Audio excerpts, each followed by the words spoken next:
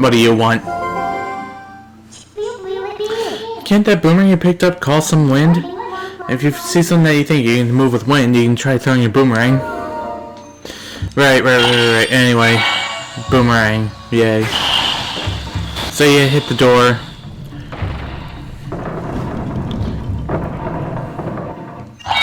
You can also target with the boomerang in order to get more precise shots or whatever.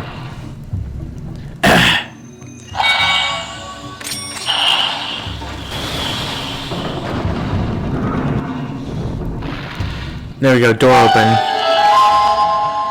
Zelda Dungeon Design 101. In order to introduce a new item, what they basically do is they lock you in a room, and the only way out is to solve the simplest possible puzzle that item can solve, such as, say, hitting a propeller over and over again with a boomerang. As such, you basically get the gist of the item before you even leave the room. And now they can start throwing more challenging puzzles at you because you already know how the item works. It's awesome, it's great. Don't need to really explain stuff to you, don't need a whole lengthy tutorial. They just need to give you the bare essentials. Anyway, we can use the wind and the boomerang, as we saw earlier with the propeller, in order to get across this bridge. And it seems that there are still monkeys left for us to find, and a bokoblin. So, we attack the...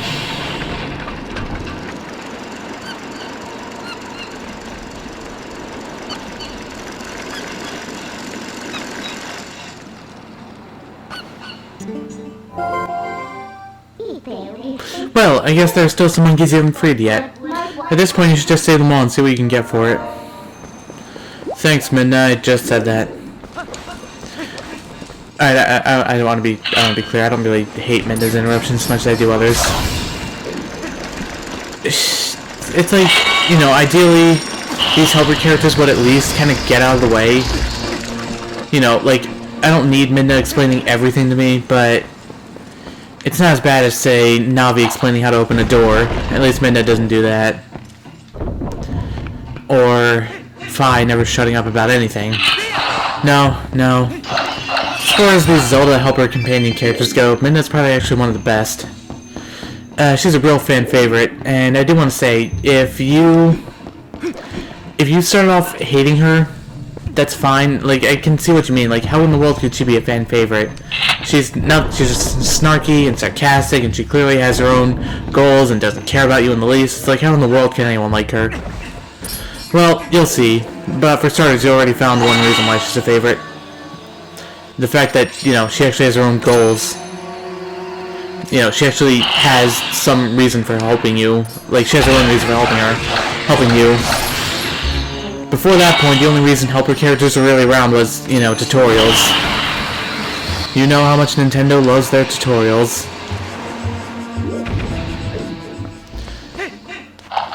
So anyway, so yeah, having a character who, you know, actually has a reason for wanting to help you is really, really nice.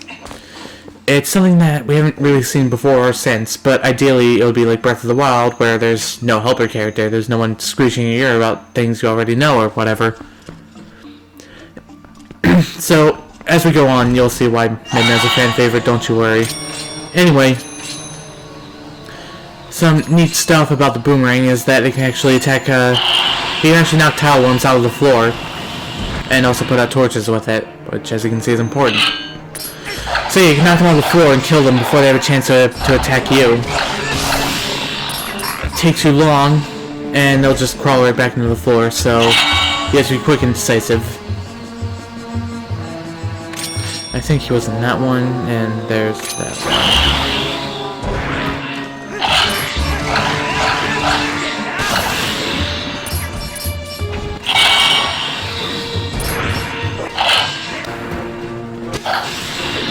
There we go, that's all the tile worms here. And only one torch left for us to put out. And we, as you can see, putting out the torches, lower the staircase, gets us treasure chest, which has heart piece number 2. Collect 2 more for another full heart container. Well, technically number 3, but You know, it's stuck in a dungeon. So that's the deal. There are 2 heart pieces in every single dungeon. That was the second one we found here, so we're good on heart pieces for this dungeon.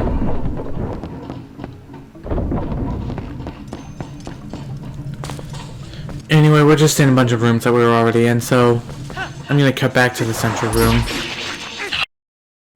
I tell you, talking to no one in particular is thirsty work. Oh, right. Before I forget. There is a treasure chest up here. And since I put out all the torches and lowered... Wait, what? What just... No, the torches are still up.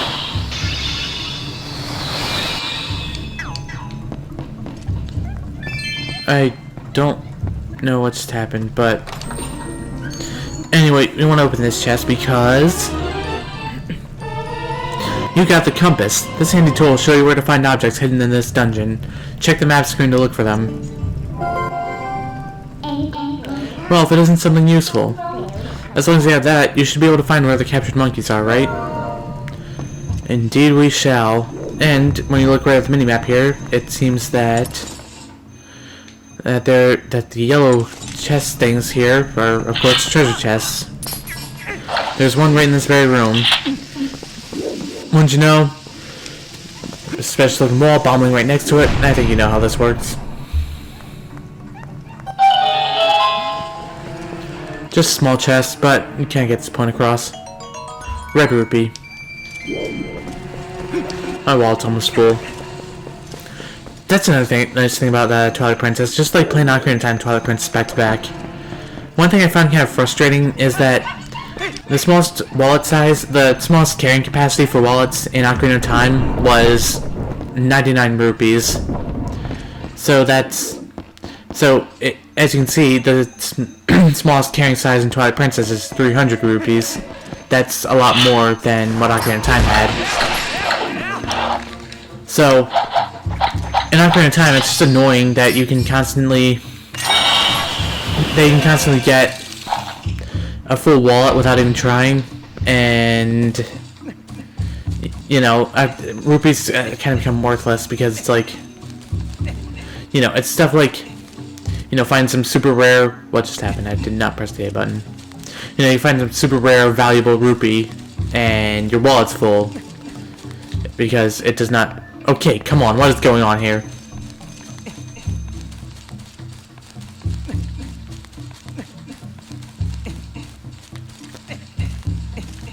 Okay. I definitely did not press the A button those 2 times. Anyway, you get across these ledges here, you take a shortcut to this place. As you can see, there's a suspicious looking treasure chest inside there. And a whole bunch of these propellers. Oh, hang on. That's okay, you can lock onto 5 things at once. So you try hitting all the propellers and nothing happens. You look at the floor and there's this interesting looking Z pattern. So, let's try... Yes, Midna? The door that opens with a windmill. What are they trying to hide with this sophisticated contraption? You think you can open something like this just by turning those? No, you have to do it in a specific order. I just showed that. Try going along the pattern on the line here, or on the floor rather. And now the gate opens. So, nice thing I wanted to say was, the boomerang in Twilight Princess actually carries over a few improvements to the item from the from the Wind Waker. The boomerang first got its appearance in A Link to the Past, and it didn't really do anything. And then it showed up in Ocarina of Time, where it also didn't really do much. You know, used it inside of the dungeon where you found it, and then never really needed to bother with it again. In the Wind Waker, they made a few improvements to it, such as being able to lock onto 5 things at once. It doesn't seem like much, but that actually wound up being a massive improvement to the item because, you know, you wound up using this thing even inside the final dungeon. That's how useful it became, thanks to that small improvement. So it's nice that Twilight Princess carried that on while adding a new change of its own. The fact that it has a wind element to it, so now it can put out torches, turn these propellers, and do other things as we'll find. In fact, here's a use for it right now. Earlier we couldn't do anything. Now that we have the power of wind on our side, we can get across this bridge. And we can turn the bridge once again and get pincered attacked by bokoblins. But since they're bokoblins, there's nothing to fear here. Oh, I never noticed that. Running around while slashing is actually weaker than targeting while slashing. How about that? The red dots indicate monkeys that you can free, so there's one trapped in this room. Yes. I believe... Yep, there's skulls up there.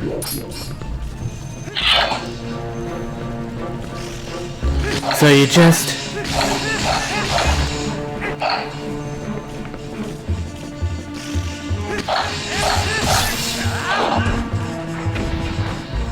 You just kill all of them. There's one up over there.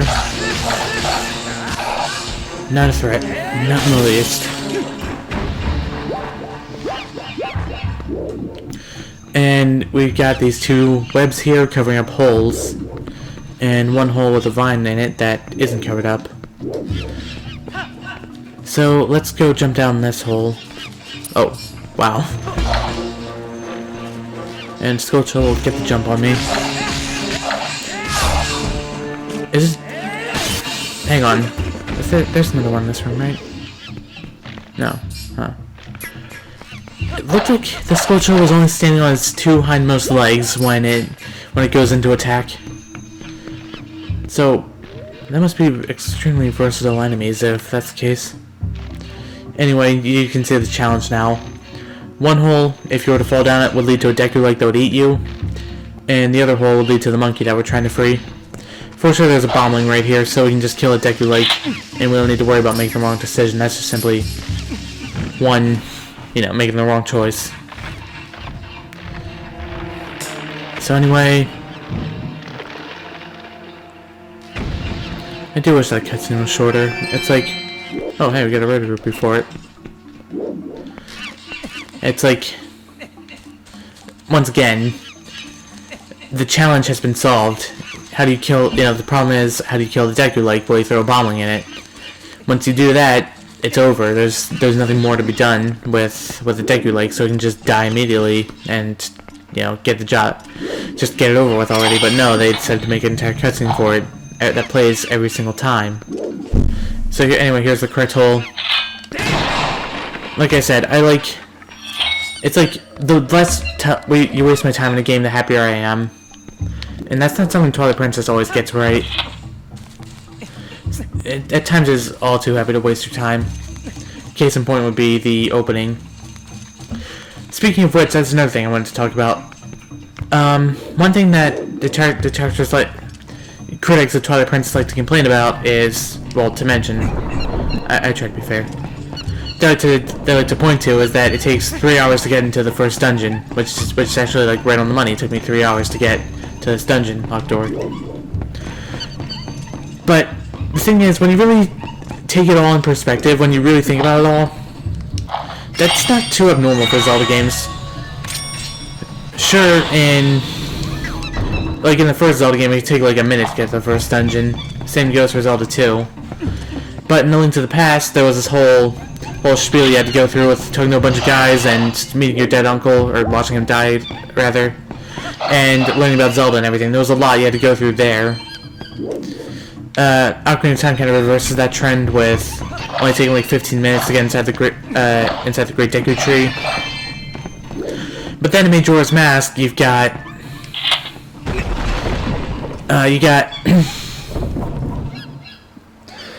you have to go through the entire first 3-day cycle and the entire Woodfall area before you can finally go to Woodfall Temple. Hang on. I guess in order for us to check the temple out completely, we need the help of the monkeys. Oh well, let's help the rest of them. Doesn't look like there are too many left for us to help. You know, so in Majora's Mask, you go through the entire first 3-day cycle and the entire the entire Woodfall area before you go to Woodfall Temple. When you go to, and then the Wind Waker is different, I guess. It depends on what you count as the first dungeon. If you say the Forsaken Fortress is the first dungeon of the Wind Waker, then fair enough, it only takes like 30 minutes for you to go to the Forsaken Fortress. If you want to count, say, if you want to count Dodongo's Cavern as the first dungeon, which I do, then that can take you over an hour to get there. Possibly even longer. You know, you have to go through Outside Island, Forsaken Fortress, the Windfall Island, and then Dragon Roost Island before you can finally go to Dodongo's Cavern. So, actually it might take even longer than an hour, you know? Skyward Sword, you have to go through all the Skyloft and all of Faron Woods before you can go to Skyview Temple, but I don't think that's really like the best counterexample. Skyward Sword isn't exactly loaded for just pacing either. Alright, I know I can do this. I've done it before. But anyway. So yeah. It's like, I guess I'm not trying to say, you know, oh, why is Twilight Princess singled out for this problem? That, I want to say, you know, why is Twilight Princess being singled out for this problem? Why, you know, what's the problem with all the other Zelda games? It's like, I don't want to say that. That's called whataboutism, and that's not exactly, you know, that doesn't magically make Twilight Princess okay when it does it. I should mention, Breath of the Wild, it can technically take over 100 hours before you get to the first dungeon, but Breath of the Wild is a much more open-ended game, you know. You can just simply, if you want, you can go straight to Hyrule Castle after you finish the Great Plateau, and finish the game right then and there. Or you can go do a million other things before you do a single story quest. You know, Twilight Princess, or Breath of the Wild, kind of goes at your own pace, whatever you want to do.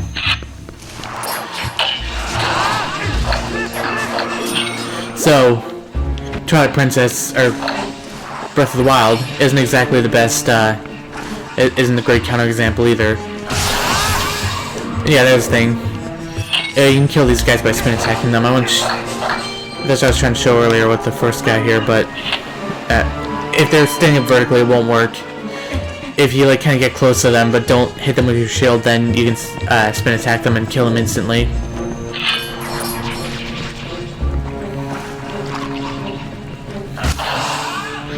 Alright, that didn't work. Probably need to get closer. I say you can work. That works with like 98% consistency. It's a pretty reliable way of killing these guys. Anyway, here's something I want to talk about. Listen to this music.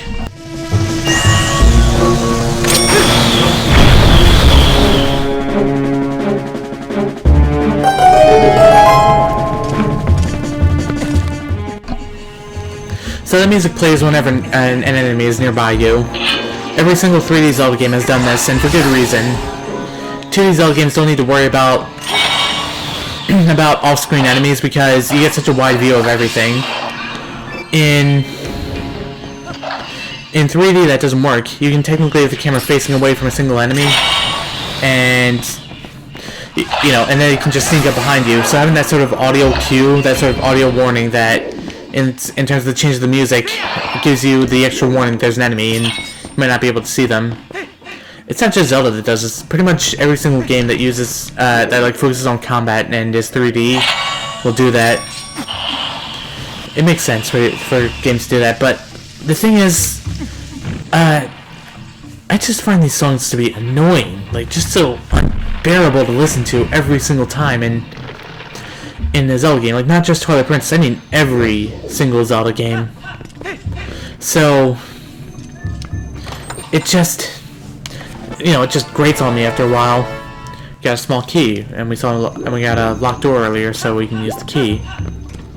You know, it just becomes so grating. But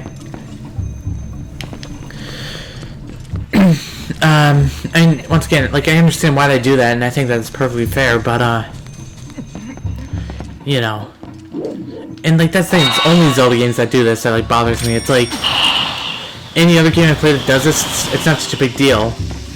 But in Zelda games, these songs just get so annoying, and this one is just particularly bad for it. You know, you can kill all the Deku Babas on the bottom floor, on the bottom section of the room here, and the music will just keep playing because there's a Bacalhoun up here and a bunch of Deku Babas over there. So it's like, you know, so the game's warning you about those guys, but you know they're too far away for them to really be a threat. It's like they don't even notice you. So this song just keeps going and going and going, and you just want it to stop already. All right. There we go.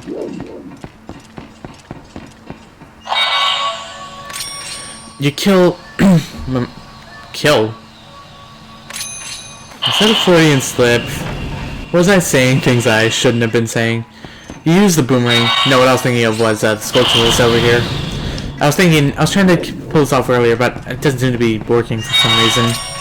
Just rolling into the wall when they're nearby, when they're pretty close to the bottom, the wall that they're crawling on, will actually knock them off, and they'll hit the floor. They'll die as soon as they hit the floor. They can constantly get a full wall without. The Walchos will die as soon as they hit the floor. That's actually an interesting touch of realism. I recently learned that a spider's exoskeleton is so like thin, so soft that if you drop it from more than a few inches off the ground, it will actually die immediately. A funny story about that is that in Indiana Jones and the Temple of Doom, I think it was, there's a scene where there are a bunch of tarantulas crawling all over them, and they shake off all the tarantulas and knock them to the floor. But the thing is, you know, the deal is the tarantula will die as soon as it hits the floor, realistically. But for some reason, we have to be nice to spiders. They count as animals, and so certain like animal cruelty laws on set prohibit the tarantulas from dying. So what they had to do was basically they had to make this guy lie down right underneath the actors, and of course this was before. This movie was back in the 80s. It was before like CGI. They couldn't CGI the tarantulas onto them. They had to use real live tarantulas. So they couldn't just. So they had to have a guy lie down right underneath the actors and like position the camera in such a way so that you can't see him. And as they shake off the tarantulas, this guy has to catch them all and let them crawl all over him and stuff in order to keep them from dying. And it's like, you know, they could be fined and sued and have a lot of bad things happen to them if a single tarantula died. So, yeah, that must have been a really unpleasant job for that guy. Having... Anyway. Look out for the Skulltula here. Speaking of giant spiders.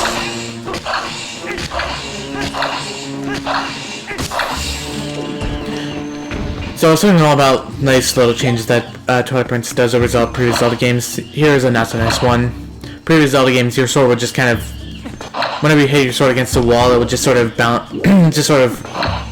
you know, run straight through. But there would be a sort of ringing sound effect indicating that your sword has hit the wall. In Twilight Princess, not so much. Let's see if I can make it happen here. No.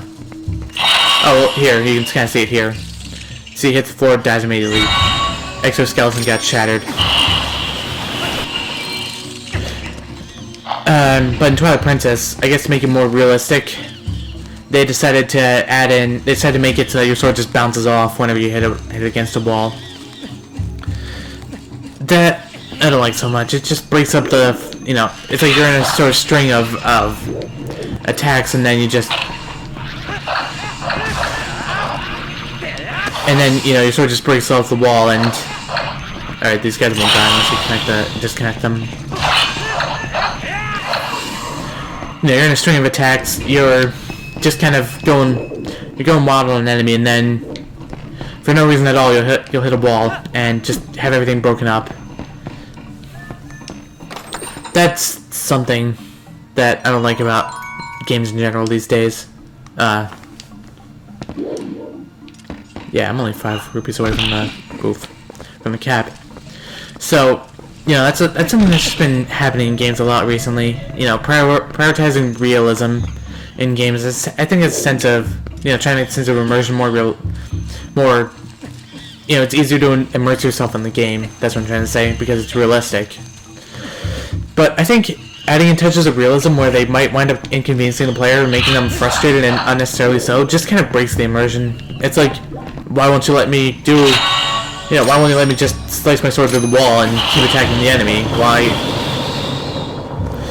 Why do you have to,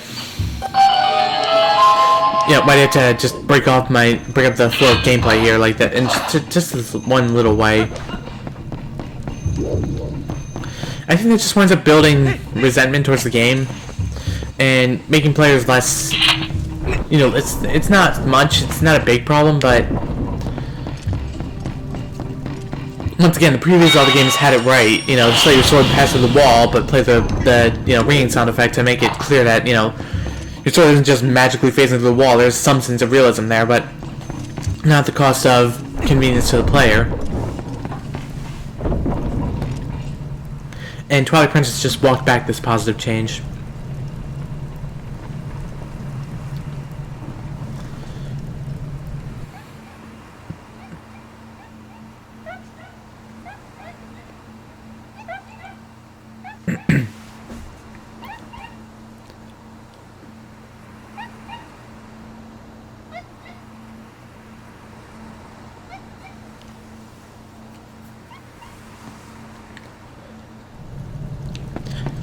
Now, I'm not sure if this really counts as good challenge escalation, because technically you only have one jump to complete with these monkeys, but, you know, having all the monkeys that you've rescued come and help you right before the boss does certainly make for a nice little climax to the dungeon. Anyway, here we have this enormous lock on this enormous door. If you haven't gotten the big key previously like that, like I have, blah, blah, blah, then you won't be able to open this lock. Also going to bring out my milk here because another neat little change.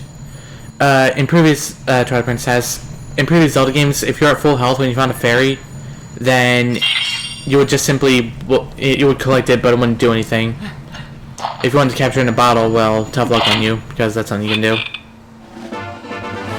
You caught a fairy in a bottle. When you fall in combat, this faithful friend gives you hearts. Set to be on the minus screen, use it with B to have the fairy restore 8 hearts right away. And Twilight Princess, if you're on full health, when you when you find a fairy, you can just walk right through it and you won't collect it. So if you want to capture it in a bottle, you won't capture it by accident and not have it do anything. Anyway, with that out of the way, and yeah, the fairy's gonna be a lot more useful than the milk will be, so that's why I captured it. I'm sorry, befriended it. It's better that way.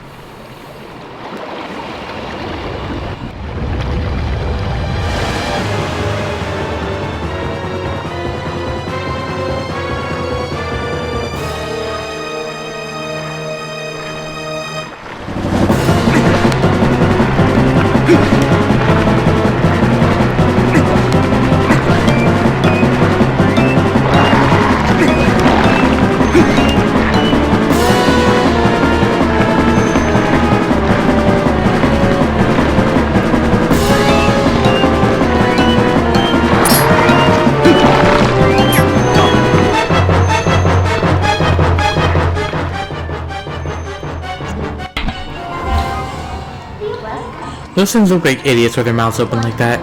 Put something in those things' mouths to shut them up. Did you recognize that track? Longtime Zelda fans might recognize it as King Dodongo's theme from Ocarina of Time. So anyway, here we have our first boss, Toilet Parasite Diababa. Oh, crud. Okay. As you can see, this boss is rather... It's a first boss, we'll say. Slow moving, slow to attack, doesn't deal that much damage. Simple stuff. That's kind of the way bosses in Zelda games work, and they've gotten a lot of criticism for that. You know, basically, the old saying is, use the item to beat the boss, and as you can see, that's exactly what I'm doing here. Use the item that we got in the dungeon, and use it against the boss, and we're able to exploit some sort of weakness that it has and defeat it.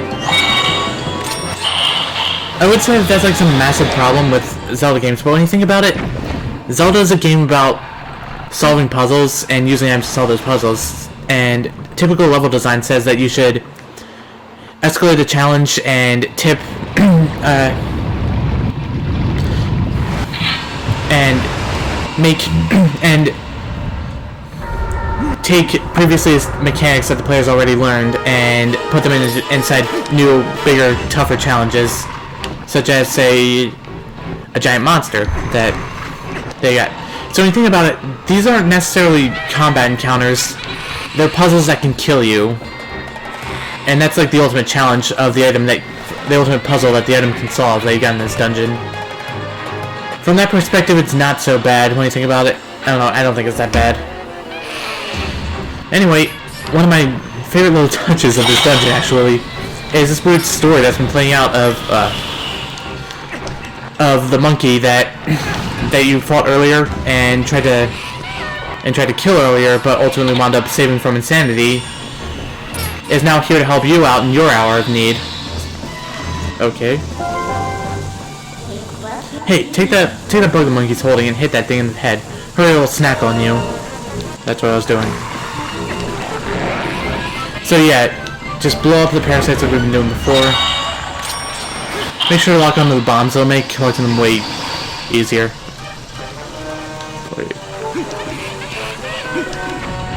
Okay. Make sure not to get caught by these guys. There we go. Oh, and have a listen to the music now.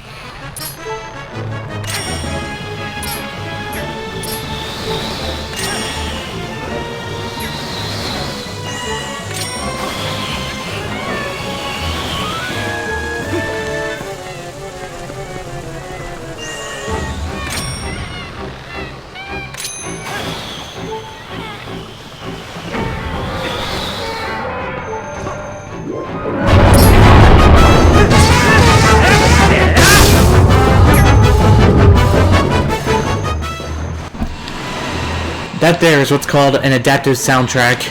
Oh crap. An adaptive soundtrack is basically when the music changes depending on what the player is doing. In this case, exposing the boss's weak point and opening it up for dealing the real damage will play that sort of heroic rendition of the game's main theme. That is such an awesome addition that Twilight Princess has. It just makes every single boss battle feel that much more epic and heroic. It's like, you know, this great sense of turning the tide that... Oh, crud. That this seemingly desperate battle is suddenly capable of being won.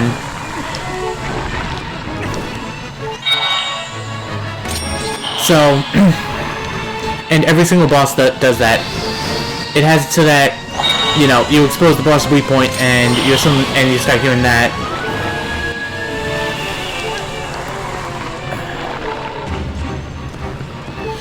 So anyway, what we got going on here is just a simple repeat of last time. Collect the bomblings from the monkey, throw them into the thing's mouth. For those of you who are curious, these jars scattered around the floor will drop hearts, but since I got the fairy earlier, the deal is if I die to that fairy, if I die to this guy, then... Oh, if I die to this guy, then I'll be able to they'll be instantly revived with the fairy, back to full health, in fact. It'll restore 8 hearts, but I only have 3, so yeah, that's good. So I'm not too concerned about...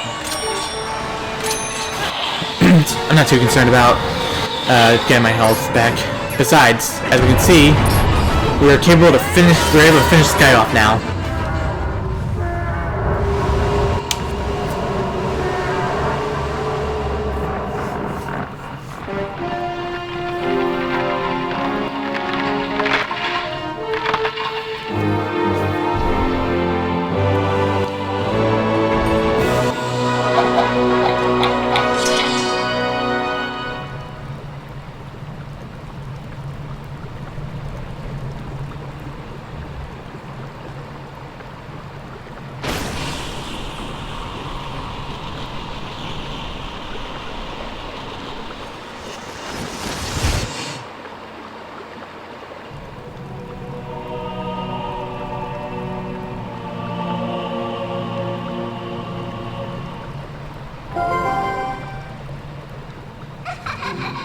Ehehe, well done.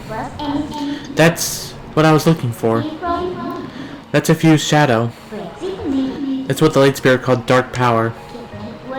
Do you remember what that spirit said? About how you had to match the power of the King of Shadows?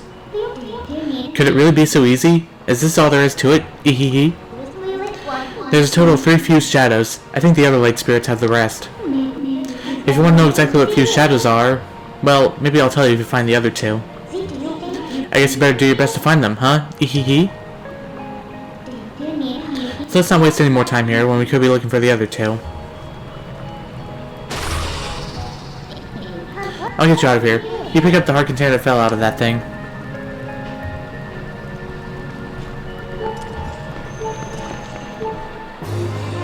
You got a heart container. Your life energy has increased by 1 and has been fully replenished. There we go, so now I have 4 hearts. That's the reward you get for beating a boss in this game, and any Zelda game really. Anyway, next time on The Legend of Zelda Twilight Princess, I think we'll head out of here. See you guys then.